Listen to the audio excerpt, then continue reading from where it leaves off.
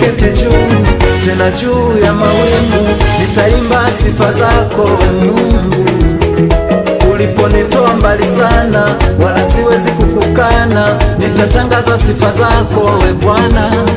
Kama amani, furaha umenipa, hata mambo yangu yanajipa. Hata upendo, amani umenipa, yani ndani yako ninapendwa.